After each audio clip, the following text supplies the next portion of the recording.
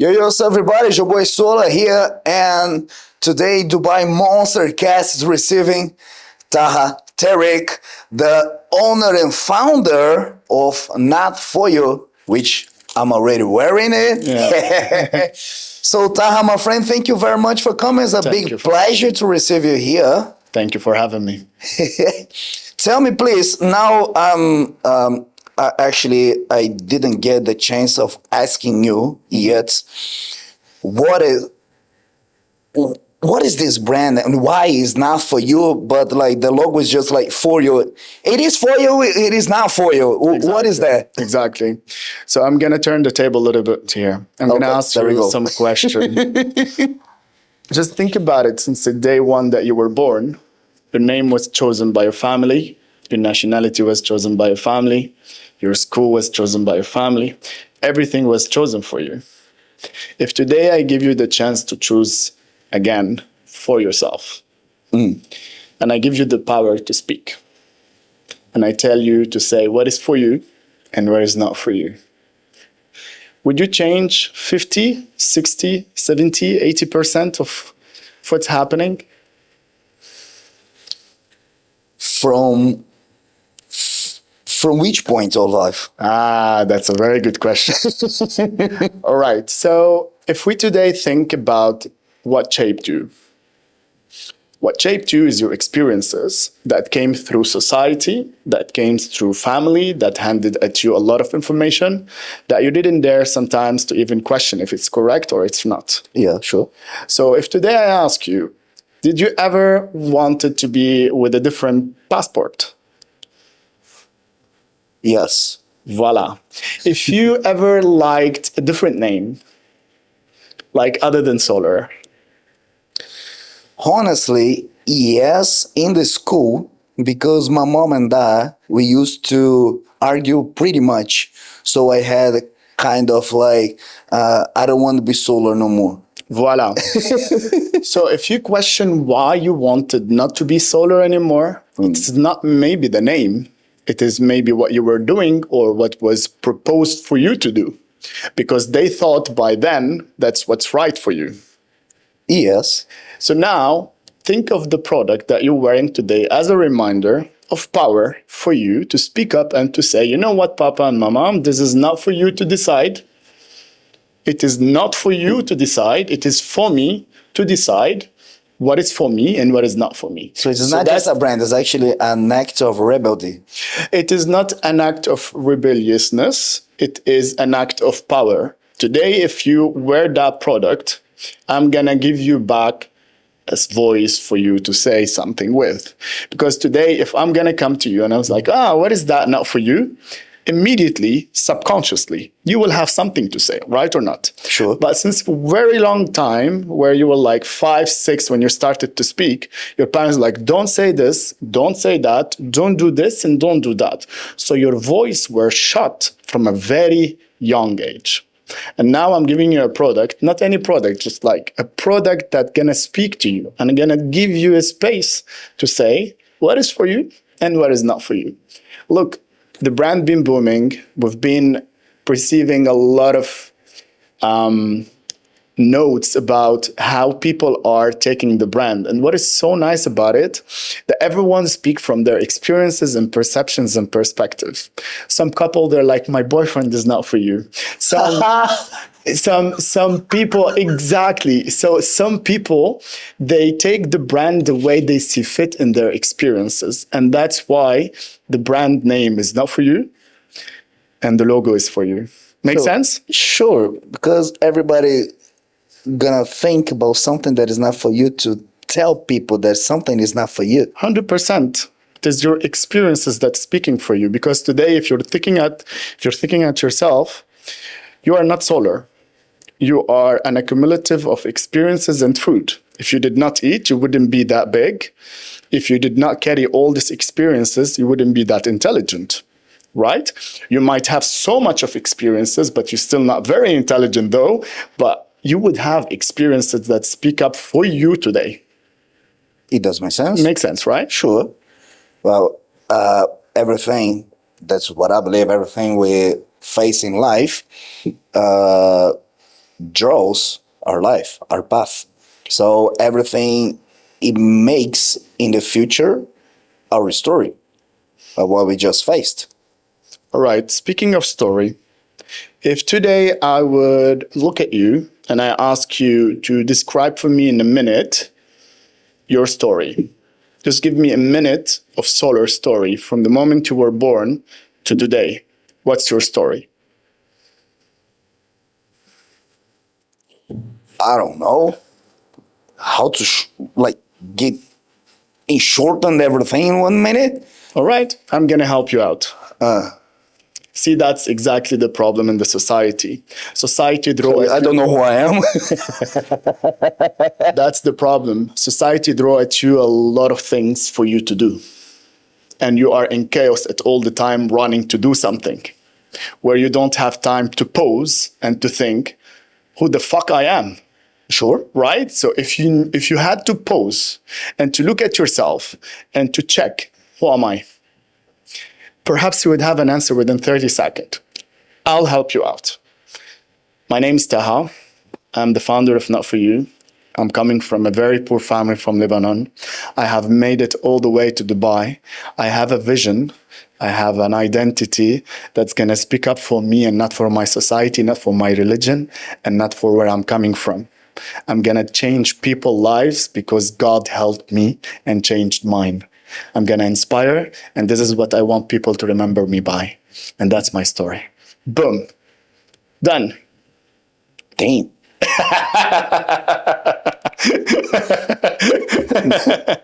Now it's even worse for me.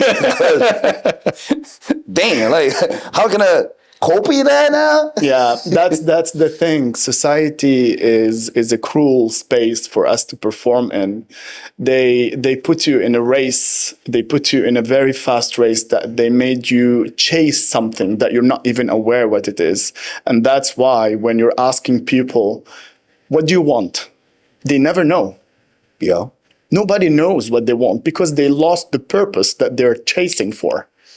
They're chasing something, but they don't know what it is. 100%. I agree with that. See, if I would ask you the question now, if you go back, because I really want to help you answering that question. If you would go back to your childhood, how was your childhood? If we want to start building that answer, I want to start with the childhood. Mm-hmm. Solar at the age of 5, what he was doing? Causing a lot of trouble at school. Mm-hmm. Already. Really trouble. And how was your parents dealing with that? Well, just my mom, because I'm the bastard of my family. Mm-hmm. So just got my mom. My mom tried to educate me to be a decent person, like in a very old school way. So I got whooped several times. Wow! So you were beaten. You were beaten when you were young. Yeah, but like honestly, nowadays I thank my mom for that because she taught me a lot about it. When I think myself as father, I don't agree with that method no more. But I know that everything that she did, the way she did, was in her mind the best way to educate me to not become something like bad. So she acted from the little experiences that she knew, and you have forgiven her for that. But you don't agree on the method of teaching you, but you agree that it shaped who you are today. That's interesting. It helped somehow. Well, look, if you're looking at the outcome, you could make a juice from stepping on orange, or you can squeeze an orange, right? So what is happening subconsciously here is that it is not only shaping the man, it is shaping the traumas too. Yeah.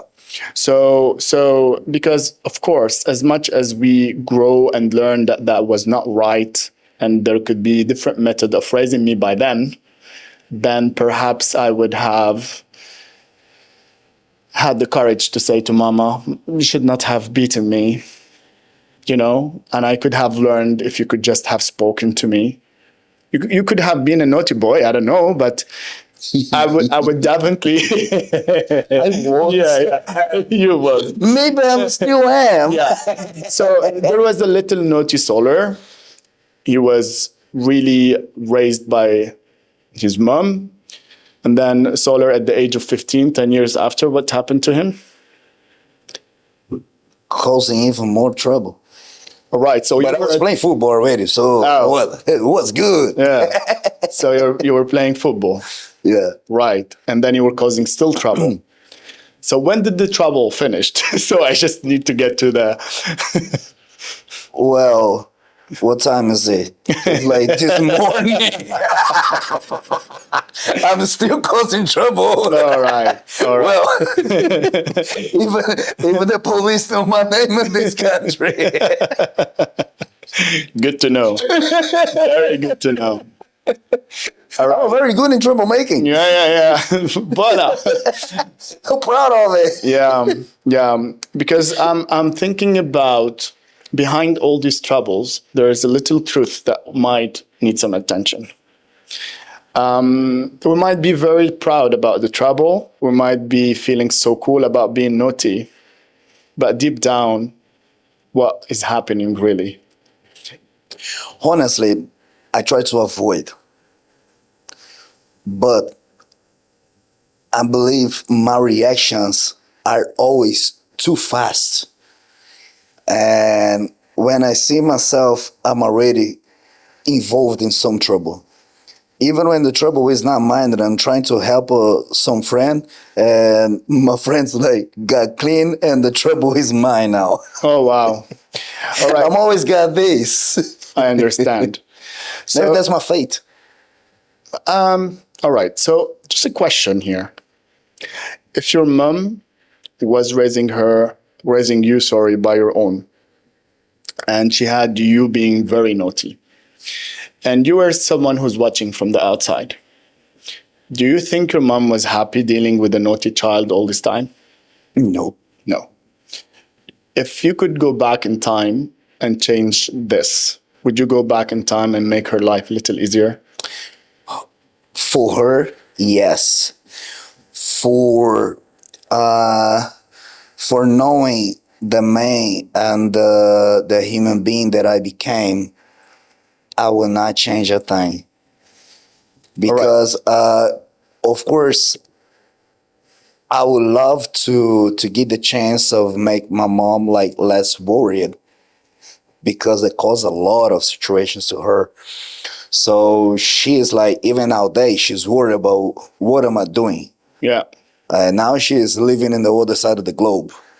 So she got no control no more, you know. But so because of this, I would love to have her in peace. But if I was just a peaceful boy during my raising time, I believe I would be like less creative or productive nowadays or something like that. So I really, how can I phrase this? And I was like, simple thing. I really believe that like my easy way to get in trouble, to be like being a rebel kid and a teenager and an adult. I'm still rebel nowadays. Yeah. And it actually shaped me and the way that I behave, the way that I treat people, the way that I face challenges, the way that I especially don't give up about anything. Because let's find a way. This is not so cool, like whatever, I need to make this shit done. Okay. You know, something like that. If your mom is watching you today, does she speak English? No. No. It's fine. I don't have to understand. If your mom, no, because it's very important. If your mom is watching you now, okay, I want you to give her a 30-second, look at the camera, look to your camera as if you're looking at your mom. Say to her 30 words in your language that's going to make her in peace knowing that you're still the naughty boy that you always knew, and that you love her, and that you're trying your best to make her proud and to give her some peace. Because I think, after all what I heard, she deserves a little moment of acknowledgement. Please do that for me. Like now? Now. In the middle of this? In the middle of this. In Portuguese, mama? To mama. To mama. I want you to forget the labels, the body, the ego, the pride, forget the power, forget everything. Just think, close your eyes, look at the camera, talk to your mom, tell her you love her, tell her you appreciate her, tell her that you miss her, tell her that you appreciate and you thank her for all the moments of hardship that she have got you in. Just 30 seconds. Oh, damn, she's hard. I know. Okay. But it's gonna feel good. Okay. I gotta look to that camera. Look to that camera. And talk to my mom. Go talk to mama. Call her by name. Mama, I love you. And start.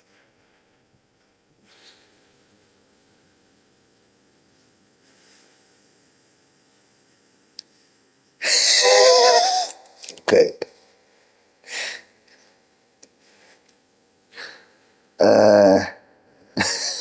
Damn. Ei, mãe, um pouquinho de português aqui pra você, que você gosta de me ouvir falando português. Só queria dizer que eu te amo, eu sou grato pra caralho por tudo que tu fez pra mim a vida inteira. E é isso, esse filho rebelde que você tem, agradece e é grato por tudo que você fez pra minha vida. Damn, I'm crying now. Get the hell out of the studio. Damn, she was strong. She was strong. Whoa. Okay. She was a strong woman. Yeah, she is. Oh, she is. You know, being a father, I believe parents have the greatest power to handle a lot. Once I was left with my son alone for a week, and only by then I understood how much my mom suffered by her own to raise me. And now you're speaking of your mom, and then she did not have even someone to support her at her side, and she's the only one who raised you. That's power. And you being naughty constantly for the past decades, that's something. Only 3 decades and a half. Yeah. So tell me, you moved to Dubai. Life have changed a little bit, I assume. A lot. A lot. A lot. The character of being naughty have remained the same, or you think it has settled down a little bit? It remains the same. It is the same. Yes. The only thing that it changed actually was the professional behavior. Elaborate. Yes, because my maturity now allows me to think more when I am in a professional space into the environment. You know, for example, in the gym, in my meetings, the projects that I handle, like here in the studio, the solar businessman is a different story. I'm still rebel, but I control myself very much in the name of the progress. Okay. That's it. But me as a person in my personal life, I'm still the damn rebel 24 hours. Is there something that you're covering with your naughtiness? Do you think there is something behind it? Is there something that you think could be the reason of you being naughty? Because honestly, I don't know. maybe like fear of being weak. You know, I don't see myself weak, but we all got weaknesses. So I believe this rebel side of me, it kind of like protects my weaknesses so I don't show them. Not just about showing them to people who, honestly, I don't give a fuck about people's opinion, but I don't show myself my own weaknesses. So you're There's a suppressing them. Maybe, yes. Right. For example, I had a conversation with my girl 2 days ago. And it was like, why you stress? Honestly, I don't know. I do not know. I'm just feeling like that. And I know that I need to rest. And I was about to cancel to go out, or I just wanted to be at home, close doors in my own universe until calm down, and I'll be able to socialize again. All right. You know, so it's not something about covering something to somebody else. I'm just like suppress this to myself until I handle everything, understand, and then I allow myself to go out. Something like that. So the drive is the fear. Maybe. And because we have the fear, we do have the suppressing. And because we do have the suppressing, we have that days where you're stressed out of nowhere and you just want to lock yourself in until everything settles down, and then you go out. There we go. That's what this evil smile. I know that, you fucker. Okay. All right. Throw me. All right. Throw me. Let's go.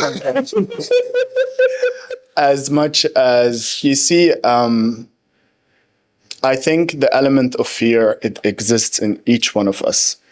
The only difference is how we manipulate fear. And we manipulate it from the experiences that we have from life, or the experiences that we have from books. Some people are not really wealthy enough with life experiences, and some people are not really wealthy enough with books experiences. But just imagine with me, if today I bring you a method and I tell you, hey, there is this method that really worked with me in order to help me to deal with stress, fear, suppression. And I will be easily now saying it on the podcast with you now. It's not a secret ingredient. It's called communication. I'm sure that you have someone that you really love to talk to. And I'm sure that person is you. You might not trust some people in your life because of the experiences that you have, because of the fear, right? But I'm sure you trust yourself. And I'm sure you love yourself. And I'm sure you talk to yourself. So I have a lot of meetings with the mirror. Amazing. That's amazing. If you try to speak out loud or to journal what you're feeling, what is happening, what's going on, daily life, I guarantee you that fear, that suppression will go down massively. Why I'm saying this? All it takes for us is to have someone that we will be able to talk to. That's why psychologists exist. They are there to listen. Sure. They are there to give you an observation. They're not there to give you a medication. They're not doctors. So if you can't listen to yourself, who else are you going to listen to? I mean, if you're not in good company with yourself, no one wants to be with you. You have to be good with yourself at first, so people would want to be with you, right? 100%. So if you talk to yourself, I believe there will be massive change in a way that fear is implemented in the thought, in the subconscious, and also in the way that you're presenting yourself. Because I believe also, I see you always smiling in the gym, and I told you this before, you are a smiley face in the gym, and if I see you and I don't see you smiling, I'm like, oh, what the fuck is wrong with this guy today? And that's normal for me because I believe joy is within and I'm really seeing it in you. But also in the same time, I see some contradiction around that because I also see a wounded little child who is suppressing a lot, who have so much pain in himself that's being covered by a smile. And that's very true. And honestly, I was able to see this in you because you provide everyone around you a safe space to be. You're loving everybody, but guess what? You are the most in need in love. It does make sense. So if we are in fear of trusting people, let's try to trust us first, ourselves. And I'm sure at some point, hopefully, the stress, the suppression will get little less. And then you will be able to live with a better drive, I would say, rather than stress to be better or stress to get there. I don't want to be the mentor now as much as I want to be a little friend who is telling you really you deserve all the happiness in the world and all the love in the world, and you deserve it from you to you. And I see you giving love to everybody. And that's why I believe the brand was really leaving a mark in you, because it's a rebellious. It's telling to people that's not for you. and at some point you need to get really more curious around why it is not for me and why it is for me. And I think you have done really a mark, I would say, in the gym around where you exist. You know, I could sense your energy from a mile away while you're around. So this is something I would say it's beautiful to have. But behind all of this, there is someone that we need to discover today. Today? Now. Holy shit. Yeah, because, you know, you really make everyone comfortable. You allow them to speak. You allow them to be, and you love everybody. You know what? I always make a joke about this behavior of mine. It's like I consider myself a selfish gossiper because I receive the gossips, just not gossips, but the people just are so comfortable to tell me about their private lives, and I just take it to myself. Of course, because I don't spread the word, you know? So that's why I consider myself a selfish gossiper, because people telling me the stories and I hold it to myself. And that's it. So in my word, you know something that somebody said? Nope. Yeah. I don't know shit. Of course. Who's that person? Of course. Of course. In my word, that's a safe space. Being a safe space is very good. But what is amazing to have for you, also a safe space, because there is give and take in life, right? So you can get to give people safe space to be, but they will never feel space if they are not able to give you that space back. You know what I mean? Mm-hmm. Because if I'm today feeling like you're giving me the safe space to be, and you get to know everything about me now, but I leave the room and I know nothing about you. I don't know anything about you. I'll be like, oh my God, he just took all my information and I know nothing. I feel like, oh, what he have done to me. That's cute. Because I'm selfish. Yeah. I want to know about you. You don't need to know about me. But that's again the question. What is falling under the masculine energy here? What is what? What is falling under the scope of masculine energy here? Because as a man today, if I'm thinking about your girlfriend, or I'm thinking about your client in the gym, or I'm thinking about your friend, who is your friend really, as a masculine man in his masculine energy, I need to provide that safe space, right? But I need also to receive that safe space from somebody in order to perform around that. Yes. I give you an example. If I'm today giving you an information about my personal life, I need another information equivalent to that from you in order to feel that we are on the same level. Right? To be even. So if I give, and I don't receive, there is imbalance. So do you have someone in your life that you're willing to give this information for, and you're happy to give that, or you prefer to give it hardly?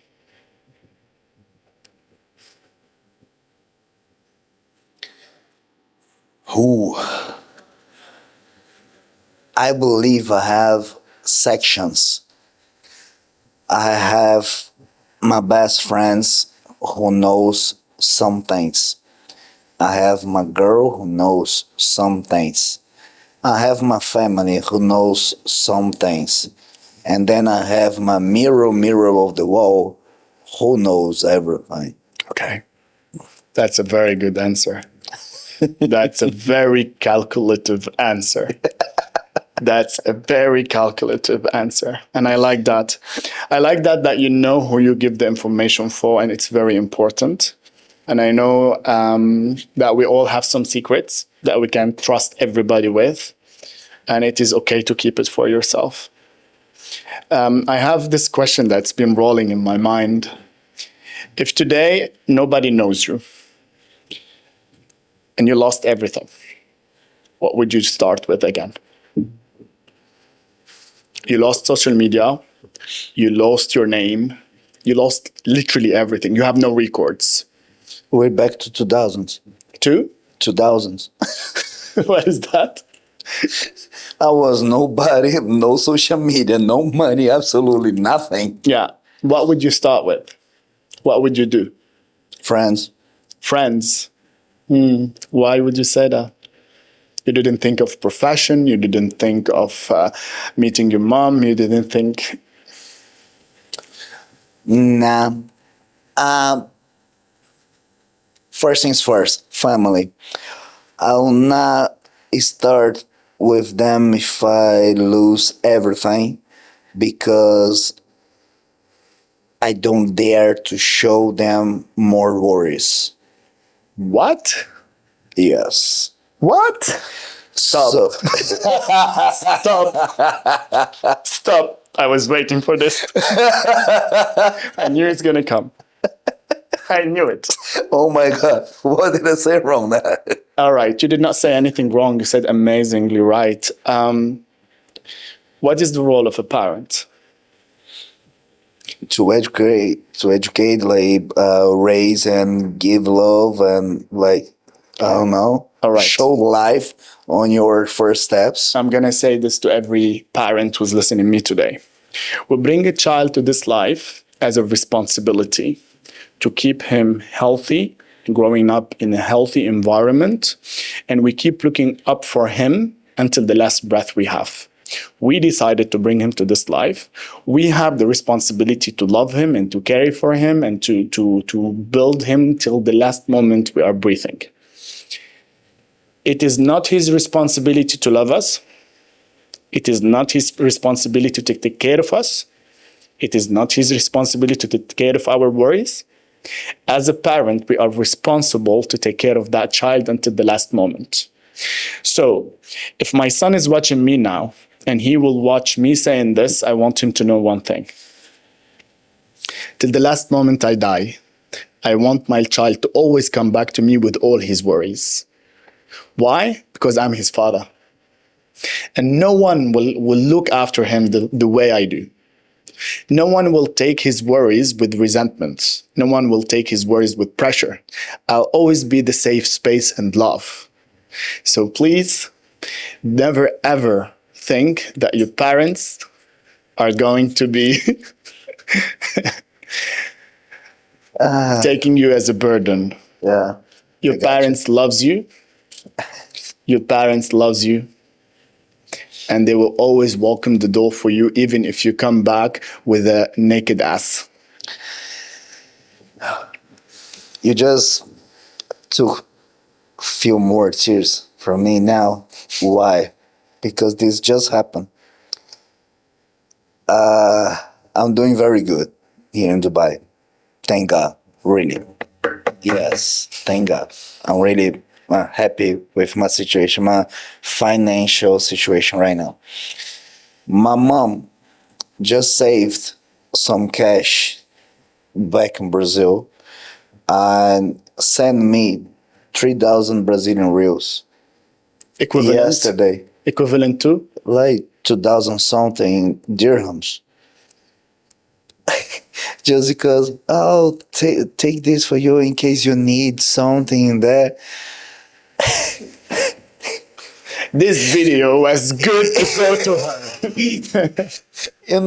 That is like, I don't need 2,000 dirhams. I'm Yeah. doing very good. She needs more than me. Yeah. But it's like, It is your but mom. it is not the money.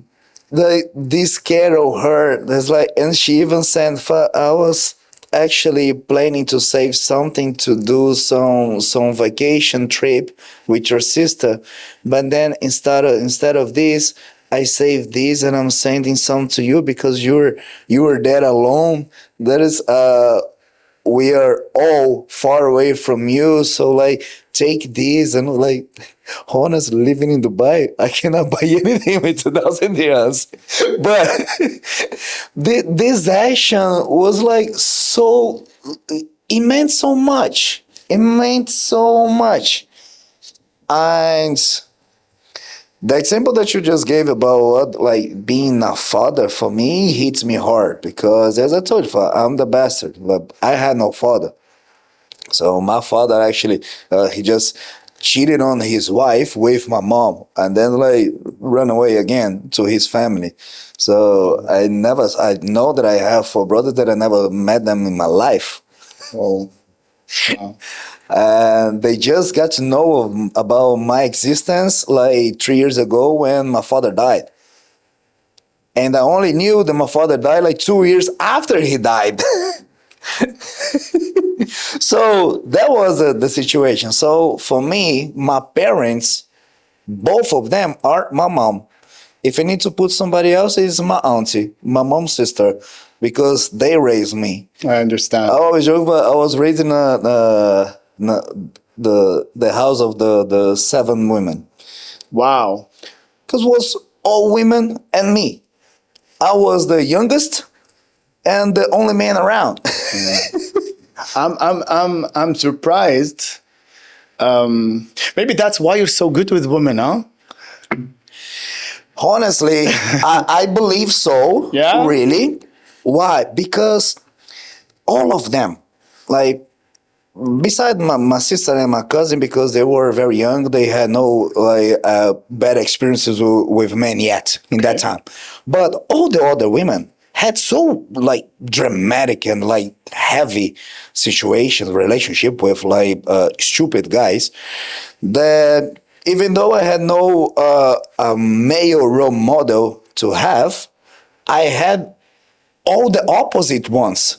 So I learned the man that I could not be. And that's how I started to behave year after year.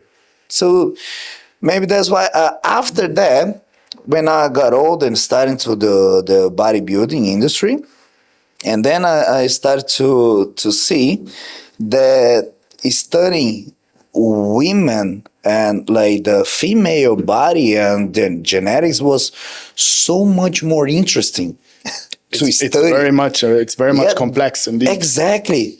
Because everything changes a lot every day. True that. So, and this for me as a student, it's amazing. So this actually triggered me to study more about them.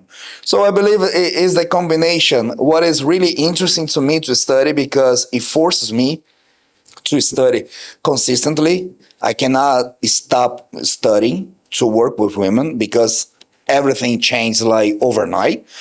And my my feeling, my touch on them, my approach, it comes from my family, the way that I was raised. Listen. So I believe that this combination made me what is like you just joke Yeah, for yeah, why, yeah. why I'm good talking to women just because of this. I see. And there was one situation in the gym, actually. I was talking with my best friend, is a girl, and then she was talking with a guy, and he knew us.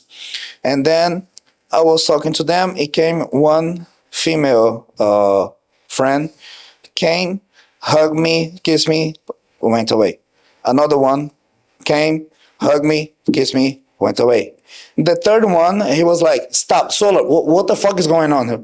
Like, teach me how to do this." I was like, the way in the day that you talking to a woman, not showing that you want to have sex with her, maybe she can like talk to you as a human being and not just run away because you're just another perv. Right. So there's the differences of the approach. Like, I have a lot of girlfriends, and they know that I'm their friend. Forget about gender. I don't give a fuck about this. So for me, you're being man, being a girl. So I'm just Solar. I'm talking to you as a human being, and that's it. I don't care. I see. So you think that you have that capacity where you are able to welcome many women in your life without giving them the intention of wanting something with them. I believe this is something beautiful to have, but it's fucking rare in our system, in our society, especially in the society we live in. Having someone like you around to see this is happening in my system, it is normal, to be honest, because not everyone reached to that level where you are really content with who you are and what you do. And enough, I would say. Because some people, they are acting from traumas and wounds. Some people, they're trying to grasp every opportunity around in order to fulfill their emotional needs, because it's not always sexual. Some people, they're shitty in bed, but actually they are traumatized emotionally and they're trying to get as much as they can to fill some gaps. Yeah. But I agree with your friend. What you have shared, it is obvious and seen in the gym very often. I see you even kissing the girls on their head, and it's and it's quite cute. Honestly, I like that. I like that you give them that safe space. And to be very honest and blank to you, because, you know, I'm a very honest man, I don't like that you don't do that to yourself. Because you're giving so much of love and acceptance to everybody. But I believe people need love. You need love. Me too, but like, There is no but. it's like if I see that people is not like used to receive some love, some affection, some smile. All right. Like I give them because I'm really happy because honestly I love to live. I love to live. I see. My biggest dilemma in life is, should I ask God for being immortal? But because I love to live, I don't want to die. But at the same time, I don't want to see everybody that I love to die. So that's my biggest dilemma in life. I want to live forever, but I don't want to see like people who I love to die. All right. I'm not sure if you're aware of the transitioning that we are in this moment that's called life. But I don't want to go there. But what I really want you to know, that there is a lot of life ahead of you. And you are in a transitioning now where you're passing through. And there is another universe and another life is waiting for you. I don't care what religion you believe in. I don't care what belief system you have. But what I really care is for you to understand that there is you and there is your subconscious mind that is building up everything to become too conscious. And you're taking that and you're afraid of dying. But let's ask this question now. Why? Sorry for interrupt, but I'm not afraid to die. You okay. So what are you afraid of? I feel sorry. All right. So Really, I'm not afraid to die. It's like, you're really damn, why? I want to stay. You're really enjoying this. Yeah. So let's make it the best way possible. Let's make it memorable, I would say, as long as it lasts, right? Everything started within you, right? And you are giving and giving and giving and giving. My question follows. If I would put on the caliber on a scale, how much you're giving and how much you're receiving, what would win? How much I give? How much I give. Perfect. Let's question this now. Why I'm not able to receive much? Is it the lack of people that they're not willing to give me? Or is it me? I'm not capable of receiving.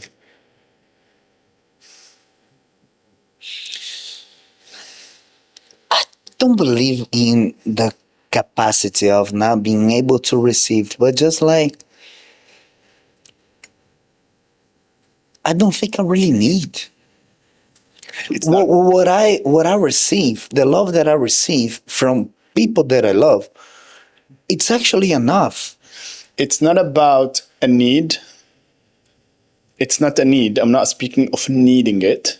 I'm speaking of the opportunity to give to people, to allow them to be even, to allow them to give you that love so you will be able to receive it. Because today, I allow them, please guys, love me. Because today, if I want to think of why I don't have that much of receiving, but I have too much of giving, if there's something imbalanced, it's still unhealthy. If I'm receiving the same amount, the amount I'm giving, then it is healthy. And there's nothing wrong with it because everything that happened to you in your life shaped who you are today. And that's okay. Because if I'm not able to receive that much, either it is a person who did not come in and allowed me to perform in a way where I will be able to receive, or life was too shit that created so much blocks around you that you're not anymore able to have the light coming in through that blocks. And that again goes back to suppression. And what I'm so happy about that you're so open about it, because we are alike. We have similar experiences. We have many blocks being created. The only difference now on this table, that there is this little naughty who's enjoying that blocks. He's putting Christmas decoration on that blocks and he's like, amazing life, I love it. He's finding joy in it. And that's rare to find and I love it. And that's the best way I could describe it. And there is me that I'm rebellious. I'm creating a brand to say to people and to society, get your power again, speak up for yourself and live life and enjoy yourself. So I'm enjoying this mutual characteristics that we're going through. I want to move a little bit towards the gym now because I want to speak about your bodybuilding. Because I don't know, I've never seen you competing. I don't know, did you ever compete? Talk to me. Yes, I did. My last one was 2018. 18, what happened? It was in Brazil. But it was the first prep with this coach. And actually, we didn't know how my body would react. Yeah. So in the end, I lost so much weight that I became as lean as hell. And I still didn't reach the weight limit of my category because I was supposed to compete as classic physique in that time. Okay. But for my high, as I mature in that time, I supposed to reach 75 kg. I see. But I weighted 77. So they pushed me to compete into bodybuilding up to 80. When I saw myself in the backstage and I started to see who were the guys competing in the same category as me. I was like, Adios. Adios. there was one nigga there. The guy came to me who was talking, blah, blah, blah. It was like, God damn, nigga, you huge. And I was like, oh, yeah, thank you, blah, blah, blah. I was like, which category you going? It was like, up to 80. It's like, no fucking way. Like, you in the same category as me? It's like, you're a fucking giant. What you talking about? It's like, no, I waited 8, and now I'm just like 2 kgs more, so I'm like about 82, something like that. And I was like, cool. I'm 78 this morning. I was looking like really, I was feeling myself like a kid. That guy was really huge. He won, of course, the class because it was like impossible. Wow. Impossible. It was like, that guy was really like Did you go up on stage? Huh? Did you go up? Yeah. You did anyway. Yeah, I did anyway. Fuck, I don't give a fuck. Okay. It was 15 people in my category. I placed 8th in this one. And just because the posings, because I was really very small. Okay. But those guys didn't know shit about posing. And I only saw their posing by the videos. Oh. Because I was about to faint. I got blind on the stage. Wow. So I was posing and I was like blackout and I was feeling, am I falling? Am I not? And then I was just feeling something like touching me. Dude, move. Oh, the next one. Wow. I was blind. Would you do that again? I'm planning to. You're planning. I'm planning to. Talk to me. Why I say I'm planning? I want to because I love bodybuilding. Bodybuilding is really my life. Okay. I dedicate my life to it. All my efforts is to bodybuilding. But I don't work for the bodybuilding industry as athlete only. As athlete, I take just a hobby. It's something that I really love. But something that I really want to do to the bodybuilding industry is to lift it up, the industry itself, as a whole ecosystem. You know? I see. So I work with brands, not as a sponsored athlete. I work with brands like promoting them and putting them in the market, like helping them with some marketing strategies for like many brands. I work in the competitions and those events, helping the organizers or even hire amateur athletes, professional athletes, or any models or hostess to put in the booths, blah blah blah, to help them some actions to do in the booth. So I do everything. So looking at the bigger picture of the Exactly. of the Exactly. game. So I just don't put myself in the spotlight because I don't really care about the spotlight. I make myself a spotlight. You're a lover and a giver. Exactly. I love to see, everything is working perfectly. I'm happy as hell. For real. For real, I'm not joking. So I don't care. Like, I see my friends getting their titles, competing against themselves, and I'm happy as fuck. They're like, why are you rooting to him? I'm rooting for all of you bastards. Honestly, I don't know who to root with. I just want my personal friends to win, and that's it. I even noticed that you bring most of the big athletes on your podcasts. Today it's quite different. I'm a little athlete, but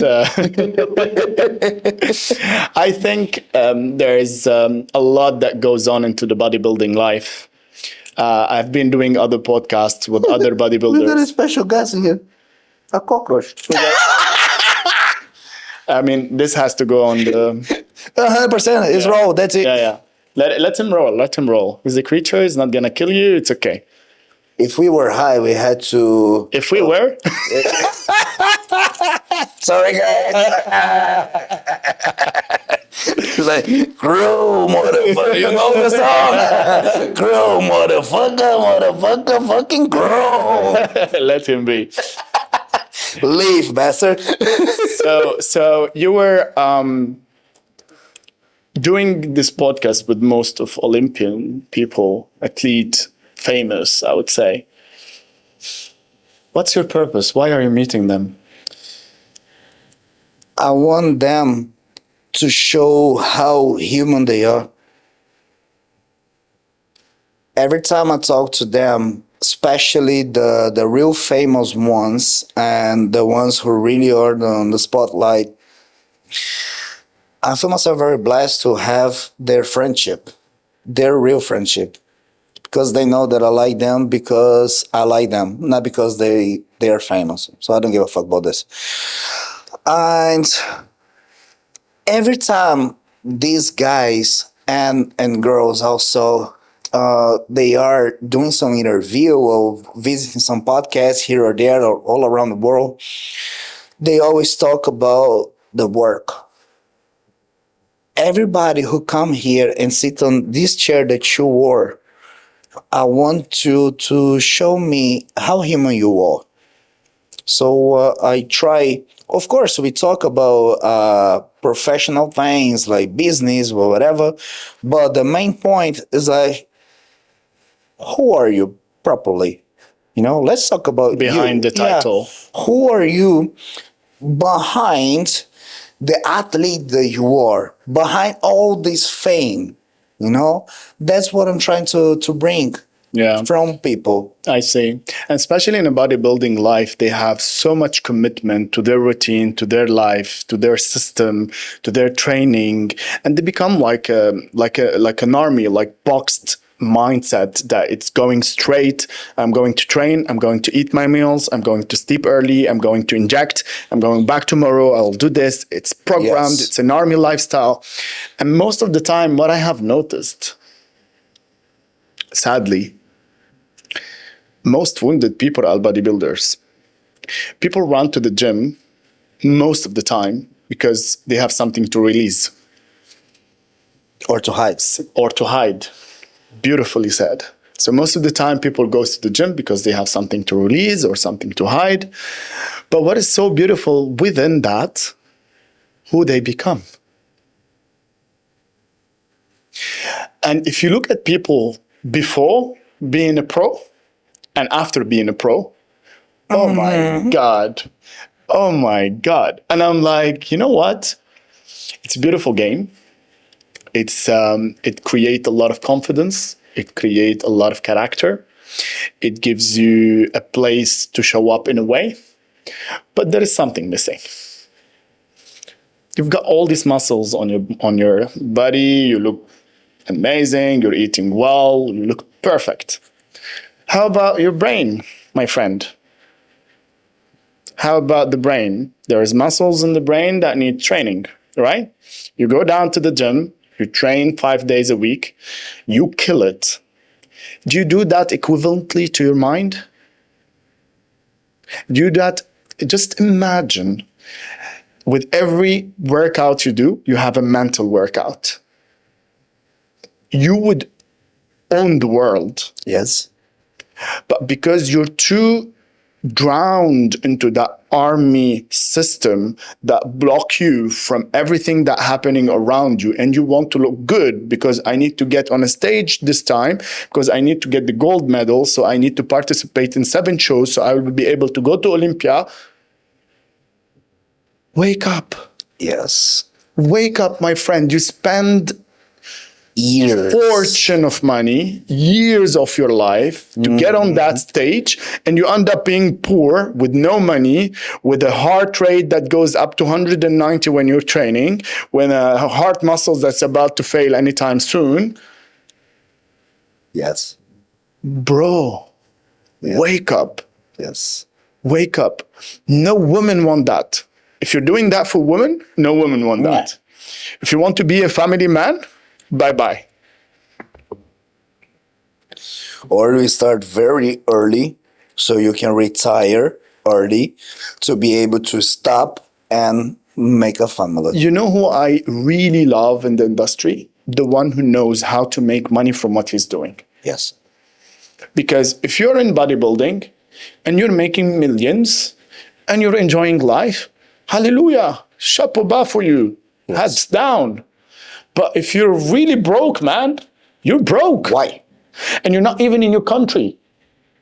You're coming to Dubai, you're building something that you don't even know what it is. And you're like, in one day, they block your visa and you're not in Dubai anymore. So what's happening next? You lost it all. For the biggest majority of the countries, they're completely ruined. Man, most Because there is no space for it. exactly. Now bodybuilding becoming a space of business for you. And so that's a lot of very good countries financially that hates bodybuilding most. I can point one here, for example, that like everybody's talking actually about him. It's Mike Sommerfeld. He faced a lot of prejudges in Germany from Germans. He's German. So when he was local, that was facing this. So people who comes to Dubai with exactly this mentality that you have, if they don't build, if they don't know what to do after bodybuilding or even aside bodybuilding, if something happened here that they have to go back to their country, and if they try to live for the bodybuilding in there, they got bankrupt. Yeah, They go back to the poverty. yeah, the system of bodybuilding, it's quite, I would say, challenging. And if you're not aligned mentally with physically, then Yeah. you most probably would be facing some challenges around finance. They're gonna struggle. Yeah, so one of the hardest jobs that I have noticed, I've been in the gym for the past 12 years of my life, and I've been training with many trainers, and I have seen their lives. I've seen trainers, they stand for 12 hours talking to 12 clients a day. That's a job itself. Training them, that's a job.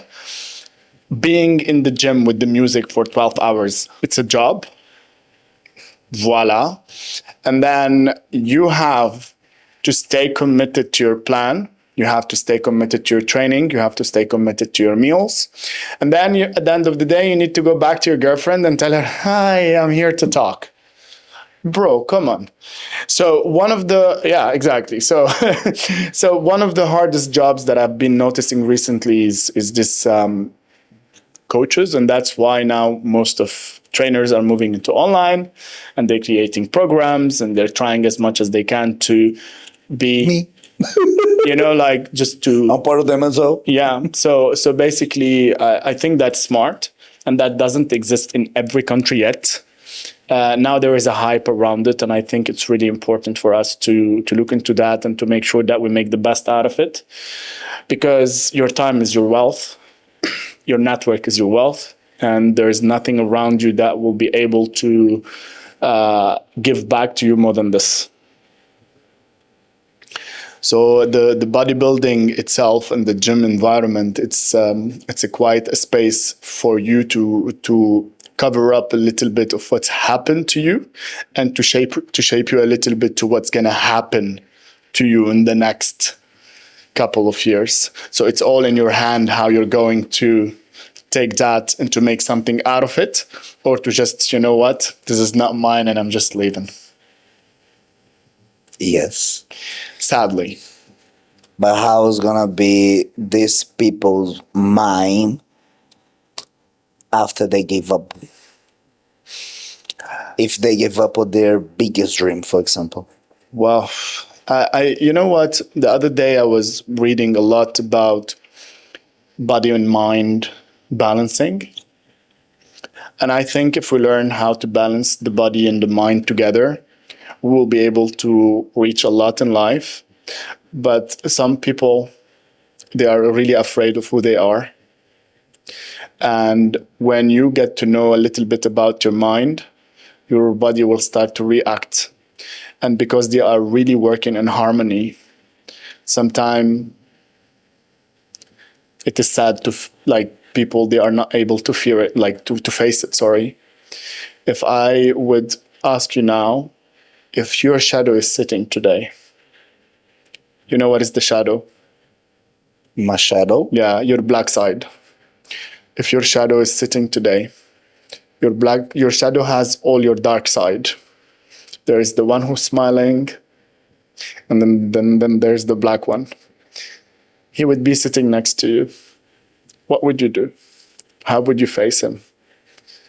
This is the voice that's always speaking in your mind about all the naughty stuff. This is the voice that is telling you you're not gonna make it. This is the voice that is gonna tell you, do that crazy thing. It's not important to go to work. Sit at home and be lazy. That voice, that's the shadow. And people, because they know that shadow is stronger than them and they're not really courageous enough to face it. Because sometimes it's really painful. And I understand. They fall for it and they allow it to be. And they allow the shadow to lead them. And that's how you become without a purpose. So my question to you, if today you were in a position where you could meet your shadow, what would you say to him?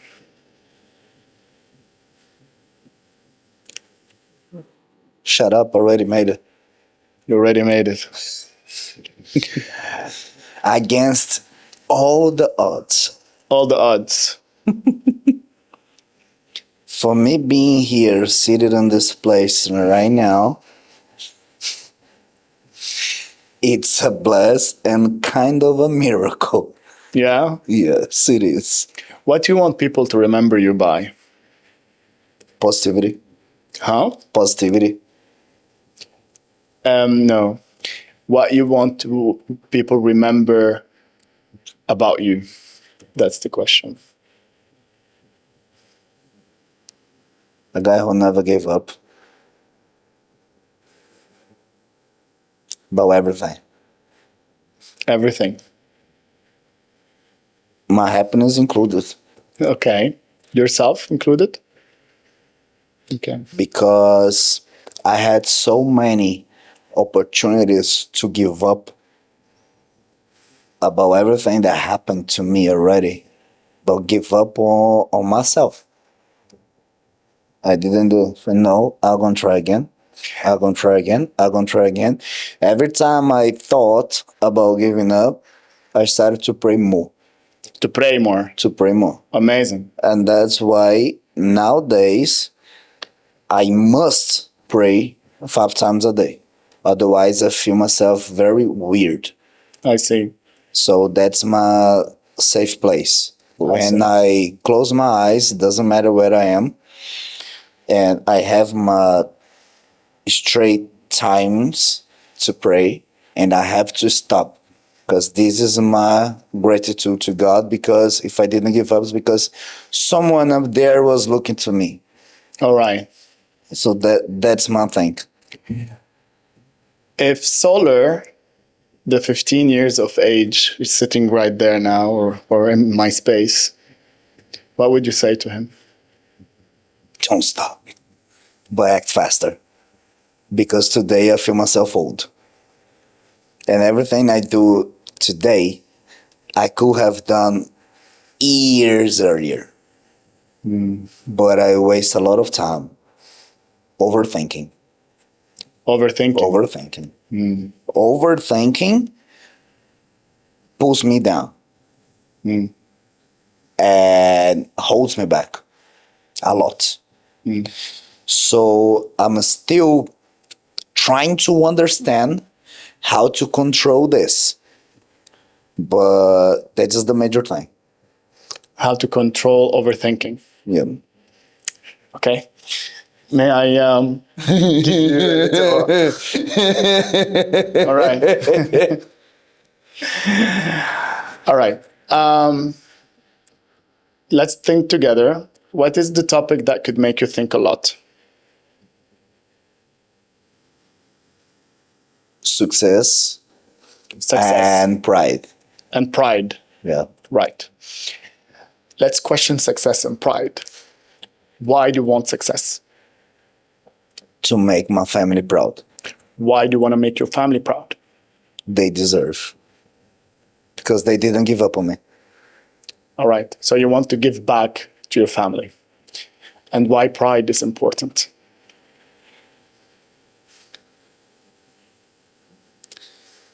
Because it is important for them.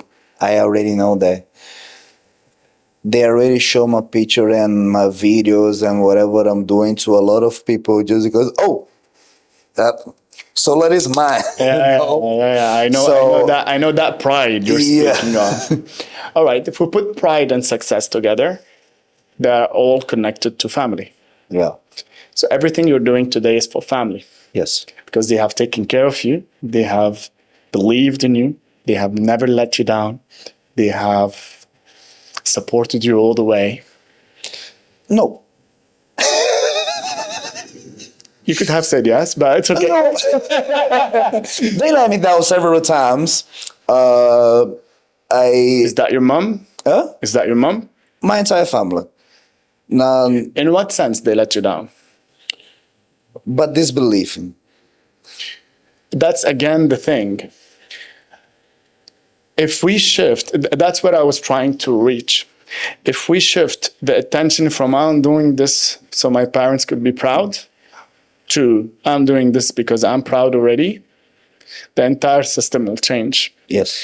Because you're connecting your success and your pride to your family, and that keeping you in overthinking.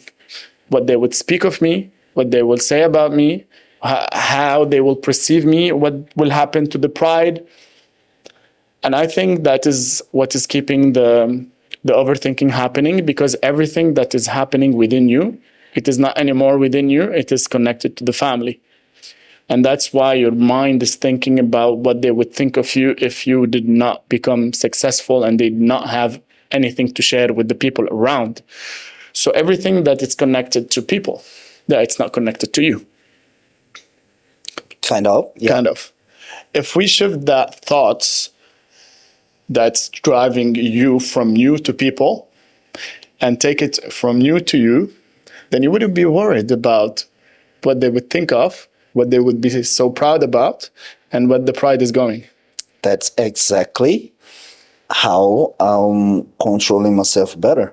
So now because I'm shifting to myself. Bravo. Because me to myself, I'm very proud of myself, or because I'm seeing exactly where I am, and I can clearly see where I'm going to.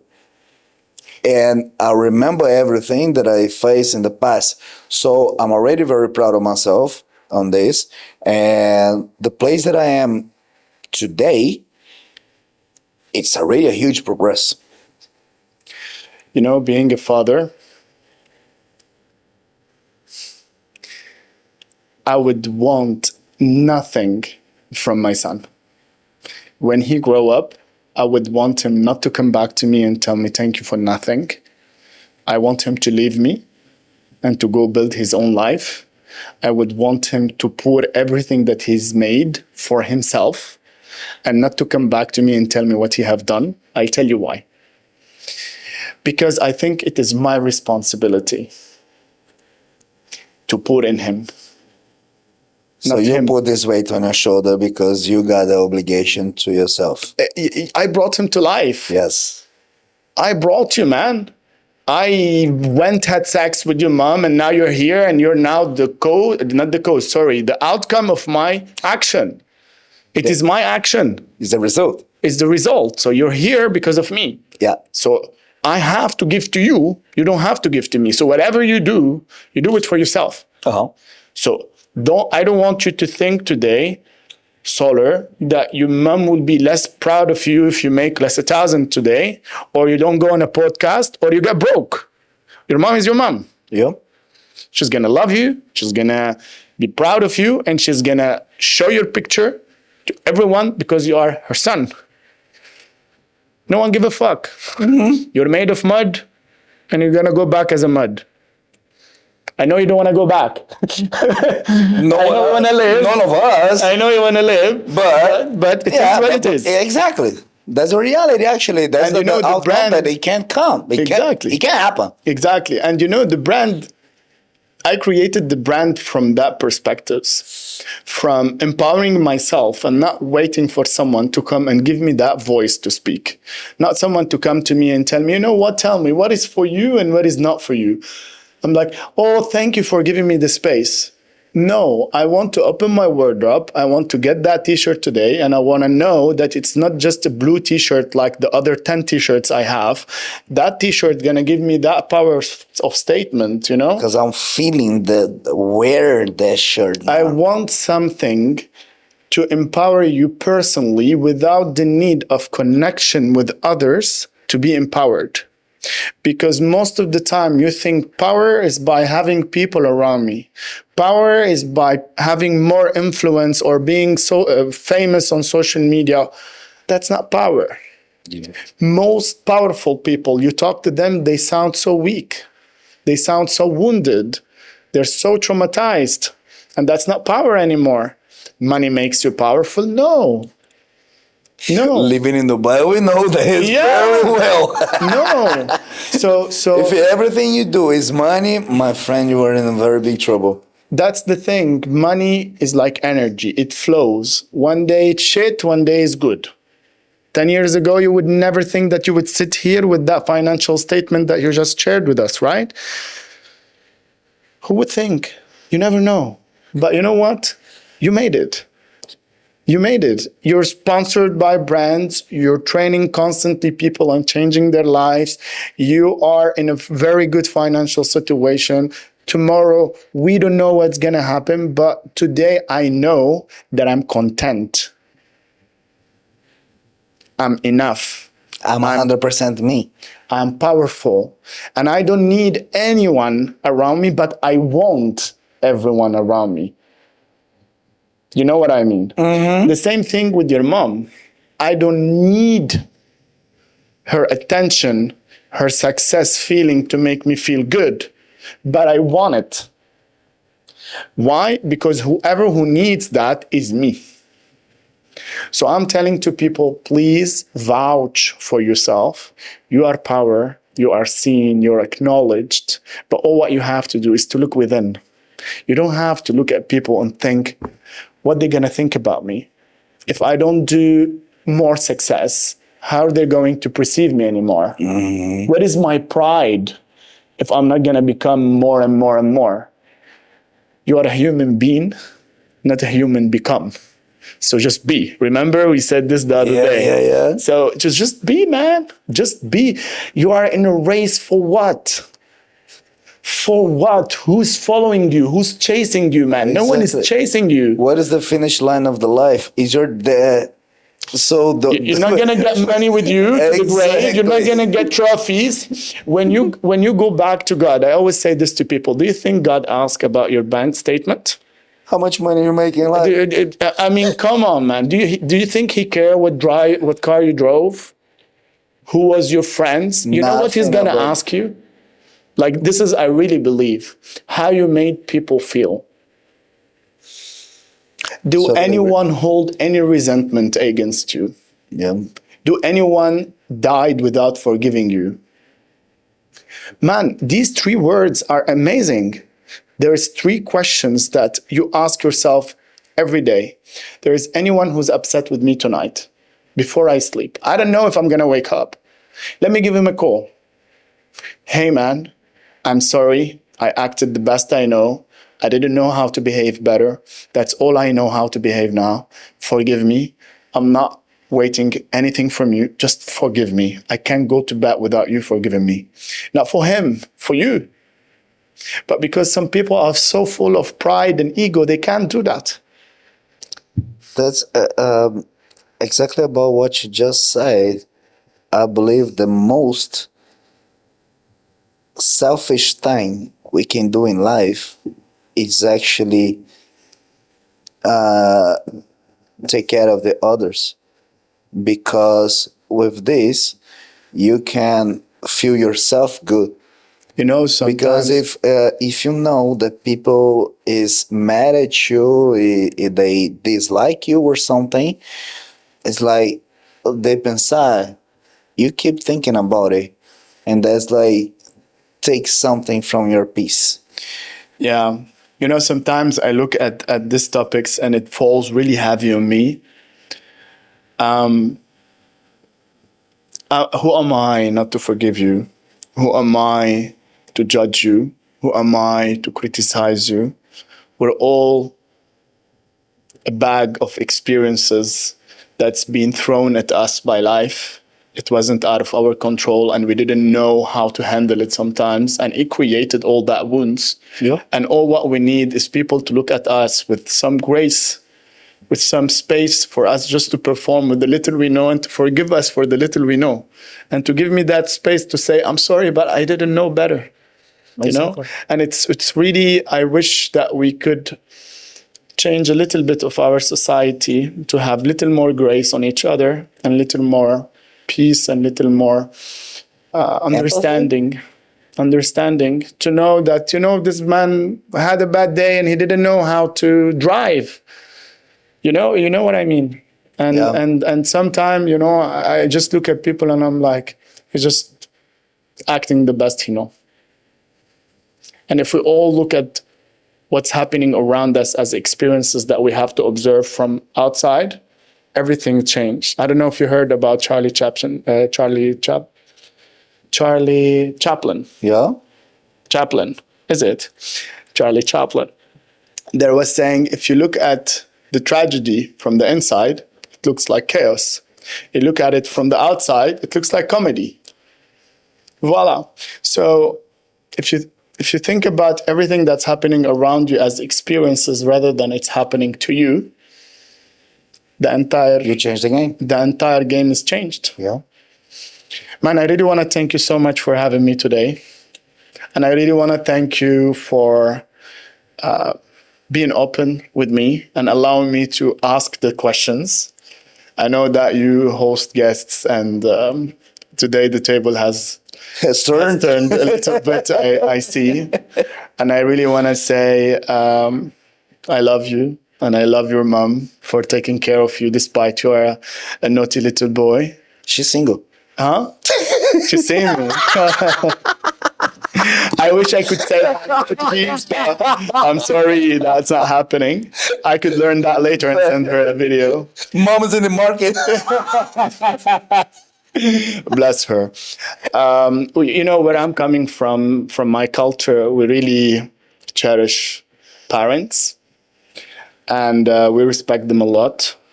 And we respect people like you who give us the most authentic version.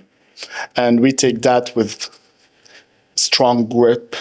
And we're like, come here and don't go away, you know, because we care. Stay in my life. Yeah, stay in my life. It is important that people like you become more.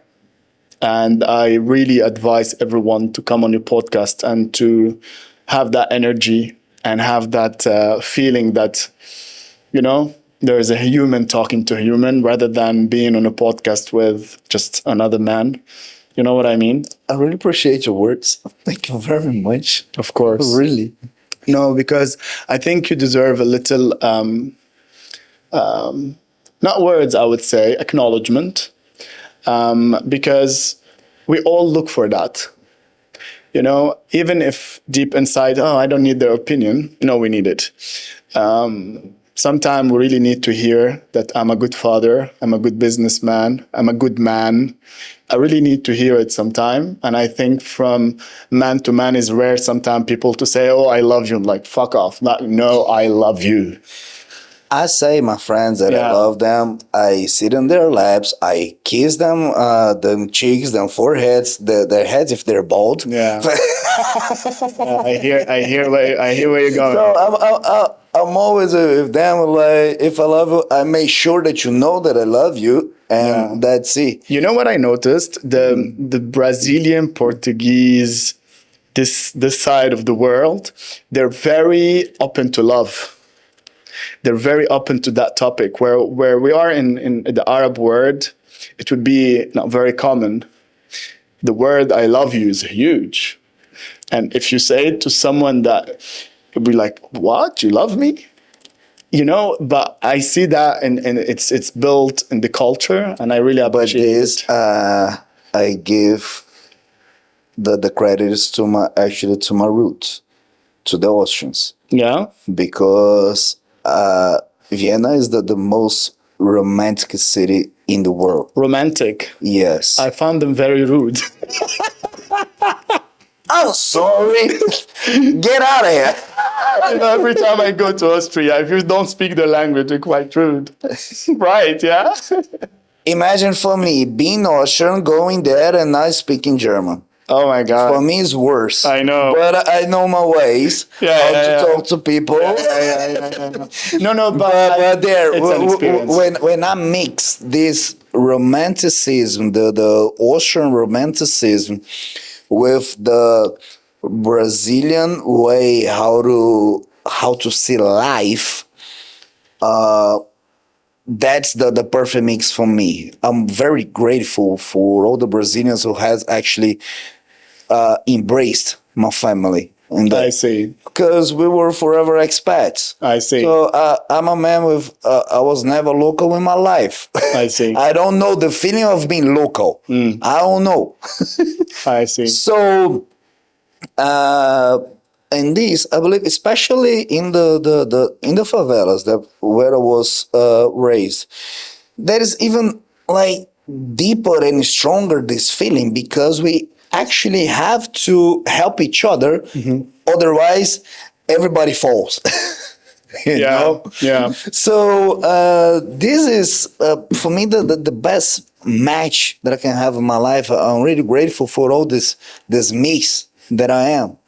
And I was actually talking to a guy 3 days ago, I believe, one Brazilian guy. He reaching out to me by Instagram. He's Brazilian and he's planning to come here. And he thought that I was Brazilian. And then he was mentioning how was the to adapt from Brazil to the Middle East. I was like, my friend, I had to adapt to be with you, and then from you to the Angolans, and then to the Canadians, and then to Americans, to the Europeans. And it was like I was always adapting, and I love people. I love people. That's why I believe that I love bodybuilding so much, because we have to work with people like physically, mentally, because the clients never stop talking. Yeah. And this for me is amazing. Yeah. It's amazing. I got to know people from different beliefs, different cultures, different tastes in life, different sexual preferences, like whatever. And what do I do? Nothing. I just make them like feel good to talk. Yeah. And this is amazing. I have more knowledge, more information about life. I see. I'm seeing life not only through my own eyes. All this information and all the experiences that people tell me is actually makes me see life through their eyes. And for me, this is beautiful. The way they see life, I have to combine to the way that I see life for the experiences that another people already tell me. So that's the whole mix. If you would want to live this life with one lesson to share with the world, what lesson you want to share with them? Don't close your eyes.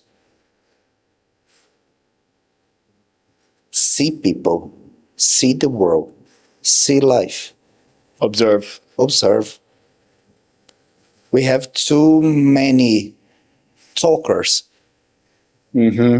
People talk too much, but they never listen. So observe more. Not only the humans, but everything. Look at the animals. How do they interact to themselves without a word? Wow. My last question. If today you're representing yourself, and there is one thing that you really need to forgive yourself for, what would it be?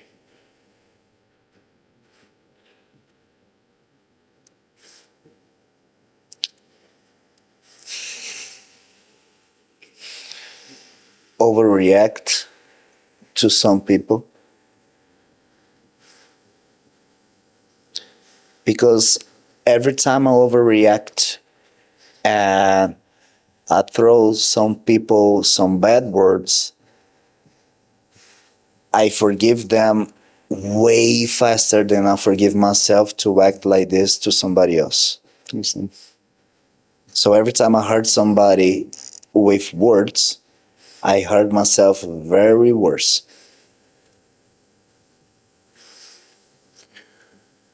It's been really very insightful information about you today.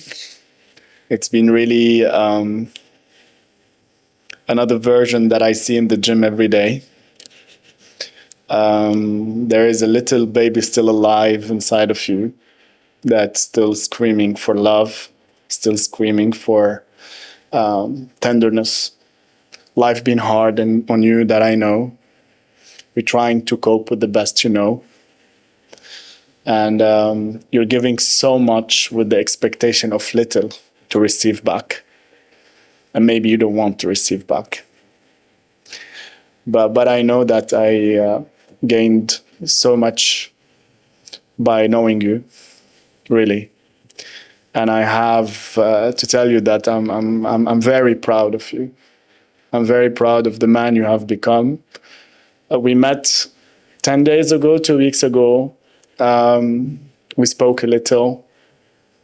But I know that there is, behind the book cover, there is a lot of papers that we need to uncover, you know? You need to take out to life. In here. Yeah.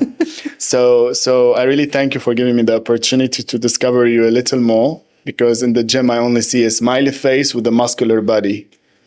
But I don't know what is behind that. And it was worth every minute of coming in here and talking to you. One more thing I want to end this podcast with. I want to thank you for being brand ambassador of Not For You. Yeah. I want to thank you for believing in the brand, believing in the power that we're trying to bring to people. And I want to thank you for taking it as if it's your brand and moving on with it. And this makes me feel so content, I would say, because, you know, when you create something out of being rebellious and it comes out of what society have done to you, and you want to break that cycle and you want to go out and you be like, fuck everyone, I'm going out, I'm going to break that cycle, even if I'm going to be alone, I don't care.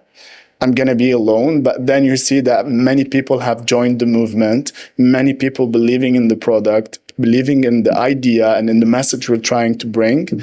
It makes my heart full. It makes me feel that I'm not alone anymore.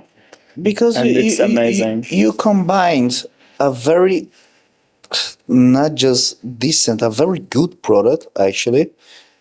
It's really comfortable as hell. Yeah, I know. But the purpose. The purpose of it. The purpose is amazing.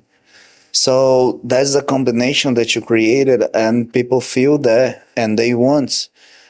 Even if they don't understand right away what is not for you, what it is for you, they already want, because it already triggers them a little somehow. And that's why. That's something called reverse psychology. What is not for you is something that you always want for you. If I tell you today, give me that vape and stop vaping, you would want it more. Yeah. And if I tell you that's not for you, that's the first thing you would want. So that's something. And by the way, I did not intentionally created that. I literally took all what happened to me in my life all the survival mode I was in this society, and I put it in that brand. And I was literally trying to speak to my people, to my family through what I'm doing. And I understood later that I'm not alone. And there's so many people who've been criticized, who's been judged by the way they look, by the way they move. In my culture, if you wear that pink, you're gay. So, well, imagine me being colorful. yeah, the orange. so They even got a rainbow in my voila. So basically, all of this judgment and criticism and all of this society pressure and cultural expectations have shaped who we are in a way that we forgot who we are. And now we're trying to fit in a society in order to be accepted. And we're trying to act according to the culture, because if we do not act according to the culture, it means that we are away. left behind. So, no, you can do what the fuck you want. Whoever will love you anyway. Be who you are. And trust me, if we allow kids even to be who they are from a little age, and we stop imposing at them what to do and what not to do, we're gonna have geniuses. 100%. But because from a very young age, if your parents are doctors, eventually you're a doctor. If your parents are actors, you're an actor. If your parents are singers, you're a singer. If your parents are lawyer, you ended up in Dubai doing podcast. Voila. So it's really, I want to empower every man and woman to just be, rather than act out of the sake of being accepted. And the brand logo is for you, literally for you, because everything happened wasn't for you. It was for your parents. It was for the society, and it was for the culture. And now I'm telling you, there is a product that is for you to be, and to speak up finally and say what is for you and what is not for you.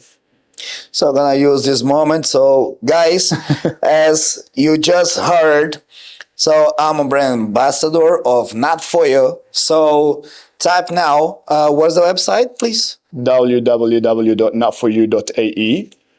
That's it. Pick all the pieces that you want. Go to the checkout. You got the code SOLAR to have some discounts for it. If only if it is for you. If it's not for you, Adios. adios, and see you next week. Taha, thank you so much for coming, my friend. It's amazing.